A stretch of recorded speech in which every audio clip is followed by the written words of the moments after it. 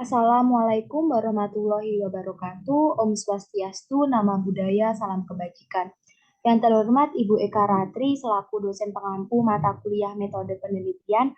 Perkenalkan nama saya Avinda Ramadewi dengan digit NIM 21314150711123. Di sini saya akan memaparkan hasil tugas akhir saya dalam bentuk PowerPoint untuk memenuhi tugas mata kuliah metode penelitian yang berjudul Analisis Akuntansi Piutang Usaha terhadap Laporan Keuangan CV Lingkar Perdana Banjarmasin. Selanjutnya kita masuk pada bab latar belakang. Permasalahan pada CV Lingkar Perdana Banjarmasin mengenai utang dan hasil usaha yang tidak pasti. Itu terjadi karena akomodasi dari analisis laporan akuntansi yang tidak sesuai dengan keadaan keuangan dari hasil seharusnya. Yang mana dalam permasalahan tersebut berkaitan dengan akuntansi piutang dalam sebuah perusahaan yang merepresentasikan pencatatan piutang setiap tahunnya. CV Lingkar Perdana Banjarmasin menggunakan sistem kredit dalam penjualannya. Hal ini akan menimbulkan kemacetan pembayaran piutang. Menurut riset terdahulu pada PT Bima Finance Palembang menunjukkan banyaknya penumpukan piutang macet. Dengan adanya riset terdahulu pada PT Bima Finance Palembang, CV Lingkar Perdana Banjarmasin menemukan adanya customer yang tidak membayar tagihan sesuai dengan jangka yang telah ditentukan. Hal ini menjadi masalah dalam kemacetan pembayaran piutang yang menghambat pengelolaan piutang dalam perusahaan. CV Lingkar Perdana Banjarmasin tidak mengacu pada SAK yang mengharuskan penyajian piutang sebesar bruto dikurangi taksiran jumlah yang tidak dapat diterima.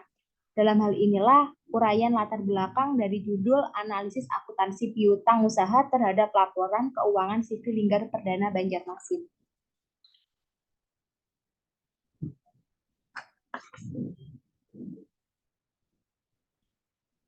Selanjutnya kita masuk pada bab rumusan masalah, tujuan, dan manfaat. Rumusan masalah yang diambil dari sini yaitu bagaimana analisis akuntansi piutang usaha terhadap laporan keuangan CV Lingkar Perdana Banjarmasin. Tujuannya untuk menganalisis akuntansi piutang usaha terhadap laporan keuangan CV Lingkar Perdana Banjarmasin dengan ditinjau menggunakan umur piutang. Lalu manfaatnya memberikan informasi mengenai piutang usaha terhadap laporan keuangan yang wajar dan andal pada CV Lingkar Perdana Banjarmasin. Lalu kita masuk pada kajian pustaka. Yang pertama ada piutang usaha. Piutang itu merupakan salah satu elemen aktiva lancar yang mana unsur dari modal kerja perusahaan akibat dilaksanakannya penjualan secara kredit baik berupa barang ataupun jasa. Yang kedua, klasifikasi piutang. Adapun klasifikasi piutang dalam tujuan laporan keuangan dibagi menjadi dua. Yang pertama ada piutang lancar atau piutang jangka pendek, yang mana diharapkan tertagih dalam pelunasan jangka waktu 1 tahun atau selama siklus normal perusahaan. Selanjutnya, piutang tidak lancar atau piutang jangka panjang, yang mana sesuai dengan jangka waktu yang lebih dari 1 tahun atau siklus dari kegiatan normal perusahaan. Selanjutnya ada laporan keuangan. Laporan keuangan sendiri didefinisikan sebagai catatan dari proses pelaporan dari suatu perusahaan, yang mana meliputi neraca, laporan laba rugi, laporan perubahan posisi ekuitas, dan beberapa laporan keuangan yang lain. Selanjutnya ada analisis laporan keuangan. Definisi dari analisis laporan keuangan yaitu analisis yang terdiri dari penelaahan atau mempelajari daripada hubungan dan tendensi atau kecenderungan seperti tren. Selanjutnya kita masuk pada bab metode penyelesaian. Yang pertama ada tempat dan waktu. Lokasi ini adalah pada CV Lingkar Perdana Banjarmasin yang berada di kota Banjarmasin, Kalimantan Selatan. Nah, waktu yang digunakan untuk penelitian ini kurun waktu perhitungan laba rugi yang disajikan pada periode 2017 sampai 2019. Selanjutnya jenis dan sumber data. Data yang diambil ada dua, yakni primer berupa CV Lingkar Perdana Banjarmasin dan data sekunder berupa data-data pendukung dalam penelitian ini. Selanjutnya pada teknik pengambilan data. Diambil dari riset kepustakaan dan riset lapangan. Nah, dalam teknik Ini data-data diperoleh dengan cara observasi, wawancara, dan dokumentasi. Selanjutnya masuk pada analisis data.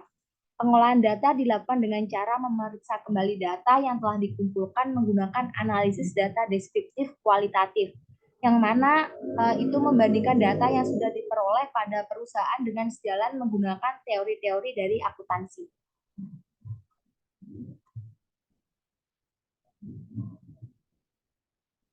Selanjutnya masuk pada bab hasil dan pembahasan. Analisis umur piutang dapat diketahui perkiraan tidak tertagihnya piutang CV Linggar Banjarmasin pada periode 2017 sebesar Rp87.707.681. Selanjutnya di 2018 sebesar Rp119.029.250 dan di 2019 sebesar Rp124.060.691.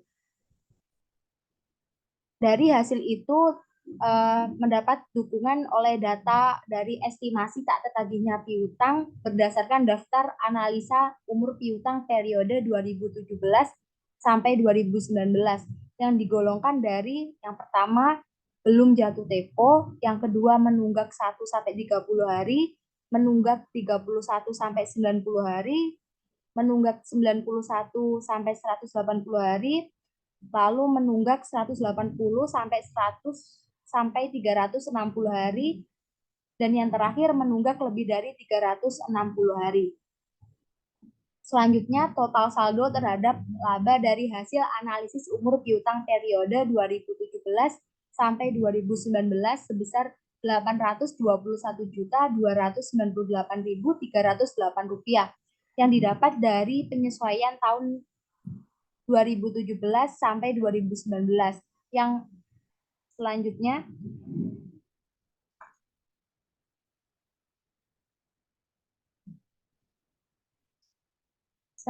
ini juga hasil dan pembahasannya mengenai perlakuan akuntansi piutang yang perlu diperhatikan oleh pihak perusahaan agar penyajian laporan keuangan sesuai dengan SAK.